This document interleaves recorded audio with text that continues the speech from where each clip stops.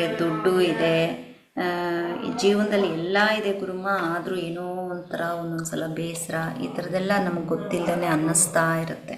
Okay, so ಯಾಕೆ ಆ ಥರ ಅನ್ನಿಸ್ತಾ ಇರುತ್ತೆ ಅಂತ ಹೇಳಿದ್ರೆ, ನಮ್ಮ ದೇಹದಲ್ಲಿ ಕೆಲವೊಂದು ಚಕ್ರಗಳ ಇನ್ಬ್ಯಾಲೆನ್ಸಿಂಗ್ ಅನ್ನೋದು ಬಹಳ ನಡೀತಾ ಇರುತ್ತೆ. ಯಾವುದಾದ್ರೂ ಚಕ್ರಗಳಲ್ಲಿ, ಈಗ ನಮ್ಮ ದೇಹದಲ್ಲಿ 72,000 ನಾಡಿಗಳಿವೆ. ನಿಮಗೆಲ್ಲ 4-5 ವರ್ಷದಿಂದ ಹೇಳ್ತಾನೆ ಬಂದಿದ್ದೀನಿ, ಗೊತ್ತಿರೋವಂಥ ವಿಚಾರ ಎಲ್ಲರಿಗೂ. ಅದನ್ನು ಯಾವುದೂ ನಾವು ನೋಡಲಿಕ್ಕಾಗೋದಿಲ್ಲ, ಇಮ್ಯಾಜಿನರಿ, ಹಿಂದಿನಿಂದ ಅದನ್ನು ಬಿಲೀವ್ ಮಾಡಿಕೊಂಡು ಅನುಭವಿಸ್ಕೊಂಡು ಸಾಧನೆಯ ಹಾದಿಯಲ್ಲಿದ್ದವ್ರಿಗೆ ಅದು ಗೊತ್ತಾಗ್ತಾ ಹೋಗುತ್ತೆ. ಸೊ ಆ 72,000 ನಾಡಿಗಳಲ್ಲಿ ಒಂದು 114 ನೋಟ್ಸ್ ಏನು ಬರುತ್ತೆ ಅದು ಬಹಳ ಇಂಪಾರ್ಟೆಂಟ್ ಅಂತ ಹೇಳ್ತಾರೆ.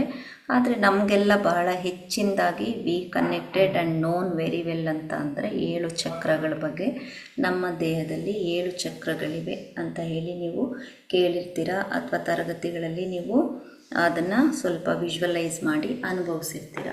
ಆ ಚಕ್ರಗಳಲ್ಲಿ ಅಂದರೆ ನಮ್ಮ ಶರೀರಕ್ಕೆ ನಮ್ಮ ಶರೀರದಲ್ಲಿ ಈಗ ಮರಕ್ಕೆ ಹೇಗೆ ಬೇರಿದೆಯೋ ಹಾಗೆ ನಮ್ಮ ದೇಹಕ್ಕೆ ಕೂಡ ಬೇರು. ಒಂದು ಮನೆಯನ್ನು, ಬಿಲ್ಡಿಂಗನ್ನು ಕಟ್ಟುವಾಗ ಬುನಾದಿ, ಫೌಂಡೇಶನ್ ಹೇಗೆ ಮುಖ್ಯ ಆಗುತ್ತೋ ಅದೇ ರೀತಿಯಲ್ಲಿ ನಮ್ಮ ಶರೀರ ಅನ್ನೋ ಈ ಬಿಲ್ಡಿಂಗಿಗೆ ಫೌಂಡೇಶನ್ ಬಹಳ ಮುಖ್ಯ ಆಗುತ್ತೆ. ಆ ಫೌಂಡೇಶನ್ ಅನ್ನೋದನ್ನು ನಾವಿಲ್ಲಿ ರೂಟ್ ಚಕ್ರ ಅಂತ ಹೇಳ್ತೀವಿ, ಅಥವಾ ಮೂಲಾಧಾರ ಚಕ್ರ ಅಂತ ಹೇಳ್ತೀವಿ. ಈಗ ನೀವೇನು ಸುಖಾಸನದಲ್ಲಿ ಕೂತ್ಕೊಂಡಿದ್ದೀರಾ, ಯಾವ ಭಾಗ ನೆಲಕ್ಕೆ ತಾಗಿದೆ, ಬೆನ್ನ ಹುರಿ ನೇರವಾಗಿ ಕೆಳಗಡೆ ಬಂದು ನಿಮ್ಮ ಸ್ಪೈನ್ ಎಂಡ್ನಲ್ಲಿ ಏನೊಂದು ಪಾಯಿಂಟ್ ಇದೆ, ಅದು ನೆಲಕ್ಕೆ ಯಾವ ಭಾಗ ತಾಗಿದೆ ಅಲ್ಲ, ಸೊ ಅದನ್ನು ನಾವು ಮೂಲಾಧಾರ ಚಕ್ರ ಅಂತ ಹೇಳ್ತೀವಿ. ನೋಡಿ, ಅದು ಭೂಮಿಗೆ ತಾಗಿದೆ ಆ ಭಾಗವನ್ನು. ಅಂದರೆ ನೀವೆಲ್ಲರೂ ಮುಂಭಾಗದಲ್ಲಿ ವಿಜುವಲೈಸ್ ಮಾಡ್ತಾರೆ, ಪೆರಿನಿಯಮ್ ರೀಜನ್, ಅಲ್ಲಿ ಅಲ್ಲ, ದೇಹದ ಹಿಂಭಾಗದಲ್ಲಿ. ಈಗ ಹೊಕ್ಕಳ ಭಾಗ, ಮಣಿಪುರ ಚಕ್ರ ಅಂದರೆ ಹೊಕ್ಕಳವನ್ನು ನೀವು ವಿಜುವಲೈಸ್ ಮಾಡೋದಲ್ಲ, ಬಿಹೈಂಡ್ ದ ಹೊಕ್ಕಳದ ಹಿಂದೆ ಅಂದರೆ ನಿಮ್ಮ ಬೆನ್ನು ಹಿಂದೆ.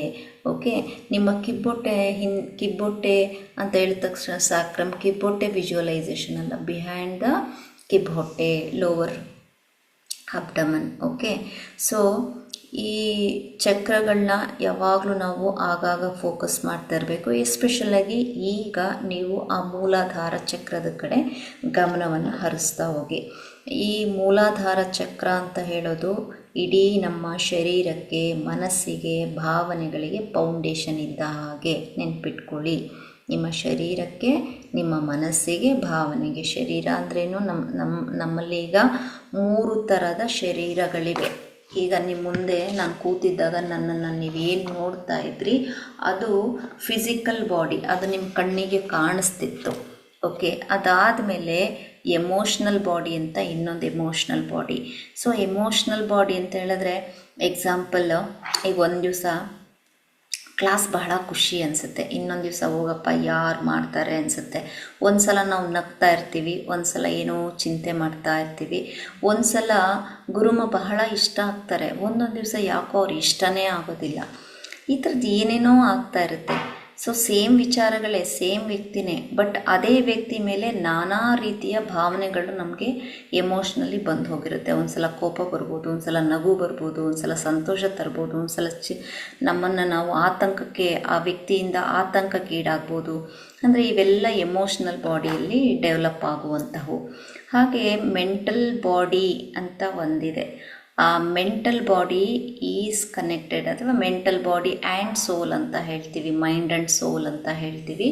ಸೊ ಈ ಎಮೋಷ್ನಲ್ ಬಾಡಿ ಅಂದರೆ ಸೋಲ್. ಈಗ ನೀವು ಯಾವಾಗಲಾದರೂ ಯಾರ ಹತ್ರನಾದರೂ ಮಾತಾಡುವಾಗ ನಿನ್ನ ಆತ್ಮಸಾಕ್ಷಿಯಾಗಿ ನೀನು ಹೇಳು ನೋಡ್ತೀನಿ ಅಂತ ಕೇಳ್ತಾ ಇರ್ತೀವಿ. ಯಾಕೆ ಆ ಥರ ಹೇಳ್ತೀವಿ ಅಂದರೆ, ನಾವು ಆತ್ಮವನ್ನೇ, ಸೊ ನಾವು ಆ ಆತ್ಮವನ್ನೇ ಪರಮಾತ್ಮ ಅಂತ ನಂಬಿರೋವಂಥವ್ರು. ಆತ್ಮವೇ ಪರಮಾತ್ಮ ಹೌದು ಕೂಡ.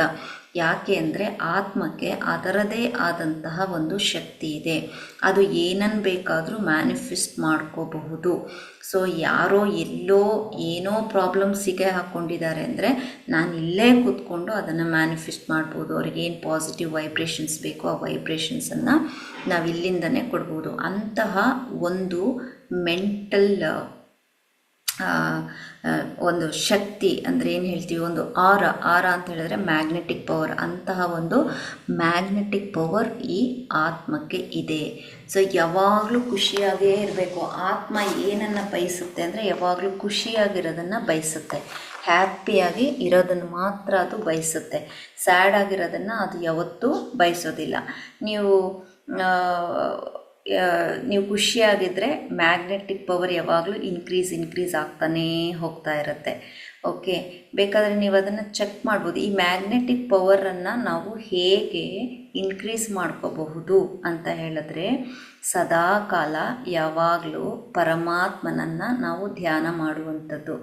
ಸೊ ಪರಮಾತ್ಮ ಮತ್ತು ಗುರು ಇವೆರಡರಿಂದ ಮಾತ್ರ ನಮಗೆ ಹೈ ಹ್ಯಾಪಿನೆಸ್ ಸಿಗುವಂಥದ್ದು. ಹೈ ಫ್ರೀಕ್ವೆನ್ಸಿ ಅಟ್ರ್ಯಾಕ್ಟ್ ಆಗ್ತಾ ಇರುತ್ತೆ. ಓಕೆ, ಹೈ ವೈಬ್ರೇಷನ್ಸ್ ನಮಗೆ ಸಿಗ್ತಾ ಇರುತ್ತೆ ಗುರು ಮತ್ತು ಪರಮಾತ್ಮ. ಅದನ್ನು ಬಿಟ್ಟು ವ್ಯಕ್ತಿಗತವಾಗಿ ಯಾವುದೋ ಒಬ್ಬ ಸ್ನೇಹಿತನೋ ಪ್ರೇಯಸಿನೋ ಮಗದೊಂದು ಇದ್ದಾಗ ನಮಗೆ ಗೊತ್ತಿಲ್ಲದೇ ನಮ್ಮಲ್ಲಿರುವಂತಹ ಆರೋ ಪವರ್ ಏನಾಗ್ತಿರುತ್ತೆ, ಕಡಿಮೆ ಆಗ್ತಾ ಬರುತ್ತೆ. ಇವೆಲ್ಲ ನೆಗೆಟಿವ್ ವೈಬ್ರೇಷನ್ಸನ್ನು ನೀಡ್ತಾ ಹೋಗುತ್ತೆ. ಯಾಕೆಂದರೆ ಆ ವ್ಯಕ್ತಿ ಬಗ್ಗೆ ನಾವು ಯೋಚನೆ ಮಾಡ್ತೀವಿ, ಕಾಲ್ ಮಾಡಿಲ್ಲ, ಮೆಸೇಜ್ ಮಾಡಿಲ್ಲ, ಮಿಸ್ ಮಾಡ್ಕೋತಾ ಇದ್ದೀನಿ, ಆಯಿತಾ, ಇನ್ಯಾರಿಗೂ ಹೇಳಿದ್ದೆ, ನಾನು ಆ ಕೆಲಸ ಮಾಡಲಿಲ್ಲ, ನಾನು ಈ ಕೆಲಸ ಮಾಡಲಿಲ್ಲ, ನನಗೆ ನಾನೇ ಗಿಲ್ಟಿ ಆಗ್ತಾಯಿದೆ, ನನ್ನ ವೈಫಿಗೆ ಮಾತು ಕೊಟ್ಟಿದ್ದೆ ತರ್ತೀನಿ ಅಂತ, ತರೋಕ್ಕಾಗಲಿಲ್ಲ, ಈ ವರ್ಷದಲ್ಲಿ ಮನೆ ಕಟ್ತೀನಿ ಅಂದಿದ್ದೆ ಈ ಥರದ್ದೆಲ್ಲ ಇಲ್ಲ ಅಲ್ಲ ಅನ್ನೋದನ್ನು ಯಾವುದನ್ನು ಆತ್ಮ ಯಾವತ್ತೂ ಇಷ್ಟಪಡೋದಿಲ್ಲ. ಅದಕ್ಕೆ ಆಗಾಗ ಅಫಿರ್ಮೇಷನ್ಸನ್ನು ನಾವು ಫೀಡ್ ಮಾಡ್ತಾ ಇರಬೇಕು. ನನಗೊಳ್ಳೆ ಒಂದು 60,000 ಪೌಂಡ್ಸ್ ನನಗೇನೋ ಬರ್ತಾಯಿದೆ, ನಾನು ಮನೆ ಕಟ್ಟಿದ್ದೀನಿ, ಅಥವಾ ಈ ವರ್ಷ ನಾನು ಕಟ್ತೀನಿ, ಈ ರೀತಿ ಅಂಥದ್ದನ್ನ ನಮ್ಮ ಆತ್ಮ ಯಾವಾಗಲೂ ರಿಸೀವ್ ಮಾಡ್ಕೊಳ್ಳೋದಕ್ಕೆ ರೆಡಿ ಇರುತ್ತೆ ಮತ್ತು ಖುಷಿಯಾಗಿರುತ್ತೆ. ಸೊ ಯಾವಾಗ ನಮ್ಮಲ್ಲಿ ಕೋಪ ಅಥವಾ ಅಸೂಯೆ, ಜಲಸ್ ಇವೆಲ್ಲ ಇರ್ತಾವಲ್ಲ, ಇವೆಲ್ಲ ನೆಗೆಟಿವ್ ವೈಬ್ರೇಷನ್ಸನ್ನು ನೀಡ್ತಾ ಇರುತ್ತೆ. ಅದಕ್ಕೆ ಇದು ಯಾವುದು ಬೇಡ ಅಂತ ಹೇಳಿಬಿಟ್ಟು ನಾವೇನು ಮಾಡಬೇಕು, ಯಾವಾಗಲೂ ಗುರುವಿನ ಧ್ಯಾನ ಮತ್ತು ಪರಮಾತ್ಮನ ಬಗ್ಗೆ ಯೋಚನೆಯನ್ನು ಮಾಡ್ತಾ ಇರಬೇಕು. ಯಾರು ಪರಮಾತ್ಮ ಮತ್ತು ಗುರುವಿನೊಡನೆ ಸದಾಕಾಲ ಚಿಂತನೆ ಮತ್ತು ಪ್ರತಿ ಏನೇ ಕೆಲಸವನ್ನು ಮಾಡುವಾಗ ಅವನಿಗೆ ಅರ್ಪಿಸಿ ನಾವು ಕೆಲಸವನ್ನು ಮಾಡ್ತಿದ್ದೀವಲ್ಲ, ಅದು ನಿಜವಾದ ಗುರುವಿಗೆ ನೀಡುವ ದಕ್ಷಿಣೆ ಆಗ್ಬೋದು, ಪರಮಾತ್ಮನಿಗೆ ಮಾಡುವ ನಿವೇದನೆ ಆಗ್ಬೋದು, ಅಥವಾ ನೈವೇದ್ಯ ಆಗ್ಬೋದು. ಅದನ್ನು ಸ್ವೀಕಾರ ಮಾಡ್ತಾನೆ ಪರಮಾತ್ಮ. ಓಕೆ, ಸೊ ಆಗ ನಿಮ್ಮ ಮೂಲಾಧಾರ ಚಕ್ರ ಆ್ಯಕ್ಟಿವ್ ಆಗುತ್ತೆ. ಓಕೆ, ಹಾಗೆ ಮೂಲಾಧಾರ ಚಕ್ರ ನಿಮ್ಮ ಬೇಸನ್ನು ವಿಜುವಲೈಸ್ ಮಾಡಿದ್ರಿ. ಒಂದು ಮನೆ, ಒಂದು ಬಿಲ್ಡಿಂಗ್ ಅನ್ನುವಾಗ ನಾವು ಪಿಲ್ಲರ್ ಹಾಕ್ತೀವಿ. ಒಂದೇ ಪಿಲ್ಲರ್ ಮೇಲೆ ಮನೆ ನಿಲ್ಲಲ್ಲ, 2 ಪಿಲ್ಲರ್ ಮೇಲೆ ಮನೆ ನಿಲ್ಲಲ್ಲ, 3 ಪಿಲ್ಲರ್ ಮೇಲೆ ಮನೆ ನಿಲ್ಲಲ್ಲ, ಹೌದಾ ಇಲ್ಲ? ಓಕೆ, ಇದು ಕಾಮನ್ ಸೆನ್ಸ್ ಥರ 4 ಪಿಲ್ಲರ್ ಬೇಕೇ ಬೇಕು. ಹಾಗೆ ನಮ್ಮ ಬೇಸ್ ಅಥವಾ ಮೂಲಾಧಾರ ಅಂತ ನೀವು ತೆಗೆದುಕೊಂಡಾಗ 4 ಪೆಡಲ್ಸ್. ಯಾಕೆ ಫ್ಲವರ್ಗೆ ನಾವು ಹೋಲಿಸ್ತೀವಿ ಅಂದರೆ, ಫ್ಲವರ್ ಈಸ್ ಫ್ಲವರ್ ಆಲ್ವೇಸ್, ಕಬ್ಬಿಣ ಈಸ್ ಕಬ್ಬಿಣ. ಓಕೆ, ಸೊ ಫ್ಲವರ್ ಅಂದ ತಕ್ಷಣ ಪಾಸಿಟಿವ್, ಏನೋ ಒಂಥರ ಬ್ಲೂಮಿಂಗ್, ಏನೋ ಸುಗಂಧ, ಬಣ್ಣ, ಒಂಥರ ಆಸ್ವಾದಿಸ್ತೀವಿ. ಹಾಗಾಗಿ ನೀವು ಈ ತಾವರೆ ಹೂವಿನ 4 ದಳವನ್ನು ನೀವು ಕಣ್ಮುಂದೆ ತಗೋಬೋದು. ಅಂದರೆ ಆ ರೀತಿಯಾಗಿ ಇದೆ ಅಂತ ಹೇಳಿಬಿಟ್ಟು, ಅದು ಒಳಭಾಗದಿಂದ ಮೊಗ್ಗು ಒಳಗಡೆ ಇರುವಾಗ ಹೆಂಗೆ ಒಂದೊಂದನ್ನೇ ಅಗಳಿಸ್ತೀವಿ, ಹಾಗೆ 4 ದಳ ನಿಮ್ಮ ಬೇಸ್ನಲ್ಲಿ ಅರಳ್ತಾ ಇದೆ, ಓಪನ್ ಆಗ್ತಾ ಇದೆ, ಬ್ಲೂಮ್ ಆಗ್ತಾ ಇದೆ ಅಂತ ಹೇಳಿ ನೀವು ವಿಜುವಲೈಸ್ ಮಾಡಬೇಕು. ಜೊತೆಗೆ ಯಾವಾಗಲೂ ಪ್ರಾಣಶಕ್ತಿ ತಲೆಯಿಂದ ಕೆಳಗಡೆಗೆ ಬರೋದಲ್ಲ, ಕೆಳಗಡೆಯಿಂದ ಮೇಲ್ಭಾಗಕ್ಕೆ ಬರುವಂಥದ್ದು. ಸೊ ಈಗ ನೀವು ವಿಜುವಲೈಸ್ ಮಾಡೋದು, ಒಂದು 4 ಪೆಡಲ್ಸ್ ಥ್ರೂ ದ ಫ್ಲವರ್ ನೀವು ವಿಜುವಲೈಸ್ ಮಾಡಿದ್ರಿ. ಅದಕ್ಕೊಂದು ಬಣ್ಣ ತುಂಬಬೇಕು ನೀವು. ಬಣ್ಣ ಕೆಂಪು ಬಣ್ಣ. ನೀವು ಯಾವಾಗಲೂ ಯಾರು ಮೂಲಾಧಾರ ಚಕ್ರ ಬ್ಲಾಕ್ ಆಗಿರುತ್ತೆ ಅಥವಾ ಆ್ಯಕ್ಟಿವ್ ಮಾಡ್ಕೋಬೇಕು ಅಂತ ಅಂದ್ಕೊಂಡಿರ್ತೀವಿ, ಅವರು ಕೆಂಪು ವಸ್ತ್ರವನ್ನು ಧರಿಸುವಂಥದ್ದು, ಕೆಂಪು ಬಣ್ಣಗಳ ವೆಜಿಟೇಬಲ್ಸನ್ನು ತಿನ್ನುವಂಥದ್ದು, ಕೆಂಪು ಬಣ್ಣಗಳ ಫ್ರೂಟ್ಸನ್ನು ತಿನ್ನುವಂಥದ್ದು ಮತ್ತು ಕೆಂಪು ಬಣ್ಣವನ್ನು ವಿಜುವಲೈಸ್ ಮಾಡುವಂಥದ್ದು. ಓಕೆ, ಇದೆಲ್ಲ ಮೂಲಾಧಾರ ಚಕ್ರ ಆ್ಯಕ್ಟಿವ್ ಮಾಡಲಿಕ್ಕೆ ಸಹಾಯ ಆಗ್ತಾ ಇರುತ್ತೆ. ಅದ್ರ ಜೊತೆಗೆ ಕಣ್ಣು ನೋಡಿದ್ರೆ ಸಾಲದು, ವಿಜುವಲೈಸ್ ಮಾಡಿದ್ರೆ ಸಾಲದು. ಅದಕ್ಕೆ ಅದರದೇ ಆದಂಥ ಒಂದು ವಾಸನೆ ಕೂಡ ಇದೆ. ಅದು ಏನಂತ ಹೇಳಿದ್ರೆ ಮಣ್ಣು. ಯಾಕೆಂದರೆ ನಿಮ್ಮ ಆ ಮೂಲಾಧಾರ ಏನಿದೆ ಅದು ಭೂಮಿಗೆ ಸ್ಪರ್ಶ ನೀಡಿದೆಯಾ ಇಲ್ವಾ? ನೀಡಿದೆ ಅಲ್ವಾ? ಸೊ ಮಣ್ಣು, ಆ ಮಣ್ಣಿನ ವಾಸನೆಯನ್ನು ಮೂಗಿನ ಮುಖಾಂತರ ಅಂದರೆ ವಿಜುವಲೈಸ್, ನೀವೇ ಮಣ್ಣಿನ ವಾಸನೆಯನ್ನು ನಾನು ಗ್ರಹಿಸ್ತಾ ಇದ್ದೀನಿ, ತಗೊಳ್ತಾ ಇದ್ದೀನಿ, ನಾನು ಅನುಭವಿಸ್ತಾ ಇದ್ದೀನಿ ಅಂತ ಹೇಳಿ ಆ ಮಣ್ಣಿನ ವಾಸನೆಯನ್ನು ನೀವು ಫೀಲ್ ಮಾಡ್ಕೋಬೇಕು. ಹಾಗೆ ಗಣಪತಿಯನ್ನು ನಾವು ಸಿಮೆಂಟಿಂದ ಮಾಡ್ತೀವ? ಯೂಶ್ವಲ್ಲಾಗಿ, ಜನರಲ್ಲಾಗಿ, ಟ್ರೆಡಿಷ್ನಲ್ಲಾಗಿ, ಸಾಂಪ್ರದಾಯಬದ್ಧವಾಗಿ ನಾವು ಮಣ್ಣಲ್ಲೇ ಮಾಡೋದು, ಹೌದಾ ಇಲ್ಲ? ಗಣಪನ. ಓಕೆ, ಹಾಗಾಗಿ ಅಂದರೆ ಅದು ಬೇರೆ ನಾನಾ ರೀತಿಯ ಕಾರಣಗಳಿವೆ ಮತ್ತು ನಾನಾ ರೀತಿಯ is a big lesson. But ಶಾರ್ಟಾಗಿ ನಿಮಗೆ ಜಸ್ಟ್ ಅರ್ಥ ಮಾಡಿಸಿ ವಿಜುವಲೈಸ್ ಮಾಡಿ, ಅಲ್ಲೇ ಒಂದಷ್ಟು ಕಾಲ ನಿಮ್ಮ ಮೈಂಡ್ ಕಾನ್ಸಂಟ್ರೇಟ್ ಮಾಡಲಿ ಅಂತ. ಮೂಲಾಧಾರ ಚಕ್ರಕ್ಕೆ ಅಧಿಪತಿ ಯಾವಾಗಲೂ ಗಣಪನನ್ನು ನಾವು ವಿಜುವಲೈಸ್ ಮಾಡ್ಕೋಬೇಕು. ಗಣಪನ ಅರ್ಥನೇ ವಿಘ್ನ ವಿನಾಶಕ ಅಂತ ಹೇಳ್ತೀವಿ. ನಾವೀಗ ಒಂದು ಮನೆ ಕಟ್ಟಲಿ, ಫಸ್ಟು ಭೂಮಿ ಪೂಜೆ ಮಾಡುವ ಗಣಪತಿ ಇಟ್ಟೇ ಪೂಜೆ ಮಾಡ್ತೀವಿ. ಯಾವುದೇ ಪೂಜೆ ಪುರಸ್ಕಾರ ಹೋಮ ಹವನ ಏನೇ ಮಾಡಬೇಕಾದ್ರೂ ನಾವು ಗಣೇಶನನ್ನು ಇಟ್ಟೇ ಮಾಡ್ತೀವಿ, ಹೌದಾ ಇಲ್ಲ? ಇದು ಹಿಂದೂಗಳು ಅಂತ ಅಲ್ಲ, ಮುಸ್ಲಿಮ್ಸ್ ಆದರೂ ಕೂಡ ಅವರೊಂದು ಅವರ ದರ್ಗಾ ಬೇರೆ ಅವ್ರದ್ದೆಲ್ಲ ಟೆಂಪಲ್ಸ್ ಏನಿರುತ್ತೆ ಅವರು ಎಷ್ಟೋ ಜನರಿಗೆ ಗೊತ್ತಿಲ್ಲ, ಕಂಪಲ್ಸರಿ ಗಣೇಶನನ್ನು ಇಟ್ಟಿನೇ ಅವರು ಅದ್ರ ಮೇಲೆ ಅವ್ರು ಪ್ರಾರಂಭ ಮಾಡ್ತಾರೆ. ಹಾಗೆ ಇವನ್ ಕ್ರಿಶ್ಚಿಯನ್ಸ್ ಕೂಡ ಹಾಗೆ ಮಾಡ್ತಾರೆ. ಎಲ್ಲ ಧರ್ಮಗಳು, ಜೈನ ಧರ್ಮ, ಬುದ್ಧ ಧರ್ಮ, ಎಲ್ಲ ಧರ್ಮಗಳಲ್ಲೂ ಅದು ಇದೆ.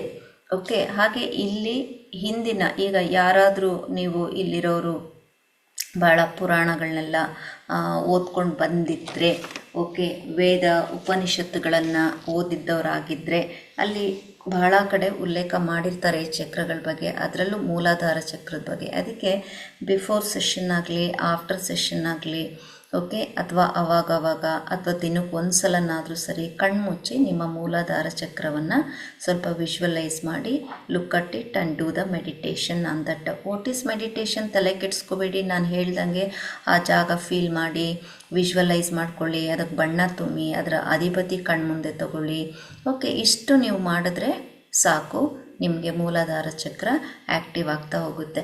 ಈಗ ನನಗೆ ಮೂಲಾಧಾರ ಚಕ್ರ ಇನ್ಆ್ಯಕ್ಟಿವ್ ಇದೆ ಅಥವಾ ಬ್ಲಾಕ್ ಇದೆ ಅಥವಾ ವೀಕ್ ಇದೆ ಅಂತ ನಮಗೆ ಹೇಗೆ ಗೊತ್ತಾಗುತ್ತೆ ಅಂತ ಅಂದರೆ, ನಮಗೆ ಕಾಲು ಎಳಿತಾ ಇರುತ್ತೆ, ಅವಾಗವಾಗ ಹಿಂಡಿ ನೋವು ಬರ್ತಾ ಇರುತ್ತೆ, ಆಗಾಗ ಸೊಂಟ ನೋವು ಕಾಣಿಸ್ಕೊತಾ ಇರುತ್ತೆ, ಆಮೇಲೆ ಸ್ವಲ್ಪ ದೇಹದಲ್ಲಿ ಲೇಸಿನೆಸ್ ಇರುತ್ತೆ. ಏನೋ ಮಾಡಬೇಕು ಅಂತ ಅಂದ್ಕೊಂಡಿರ್ತೀವಿ, ನಾಳೆ ಮಾಡೋಣ ಅಂತ ಅಂದ್ಕೊಳ್ತೀವಿ, ಮಾಡೋಕ್ಕೆ ಮನಸ್ಸು ಕೊಡ್ತಾ ಇರಲ್ಲ, ಹಾಸಿಗೆ ಬಿದ್ದು ಹೇಳೋಕ್ಕಾಗಲ್ಲ, ಮೊಬೈಲ್ ಇಟ್ಕೊಂಡ್ರೆ ನಾವು ಮೊಬೈಲಲ್ಲೇ ಕೂತ್ಕೊಂಡ್ಬಿಡ್ತೀವಿ, ಹಾಗೆ ಮುಂದುವರಿತಾನೇ ಹೋಗುತ್ತೆ. ಇದೆಲ್ಲ ಸಾಕಷ್ಟು ಜನರಿಗೆ ಆಗಿದೆ, ಅನುಭವಿಸಿದ್ದೀರಾ ಇದೆಲ್ಲ?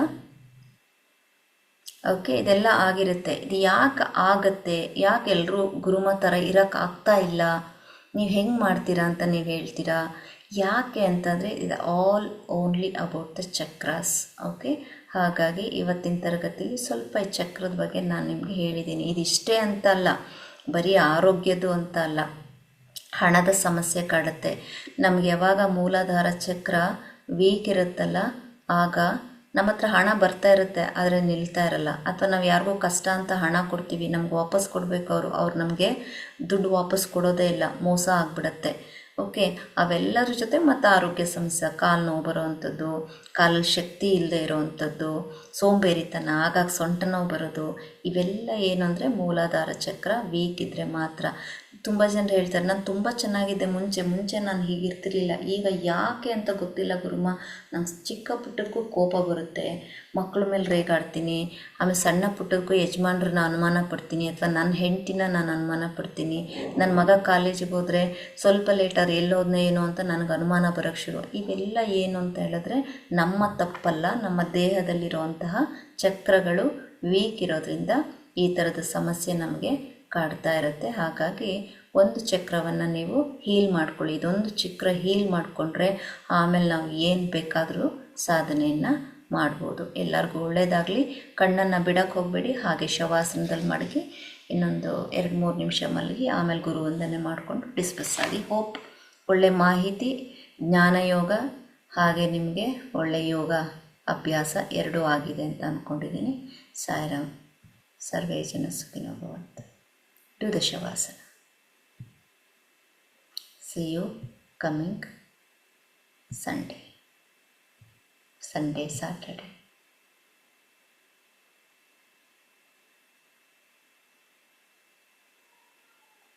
ಇವತ್ತು ತರಗತಿ ನಡೆದಿದೆ ಅನ್ನೋದಕ್ಕೆ ಕನ್ಫರ್ಮೇಷನ್ ಗ್ರೂಪಲ್ಲಿ ಒಂದು ಮೆಸೇಜ್ ಕೊಟ್ಬಿಡಿ ಎಲ್ಲರೂ, ಇಲ್ಲಾಂದರೆ ಸೆಷನ್ ನಡೀತಾ ಇಲ್ಲ ಅಂತ ಆಗ್ಬಿಡ್ತದೆ. ಹಾಂ,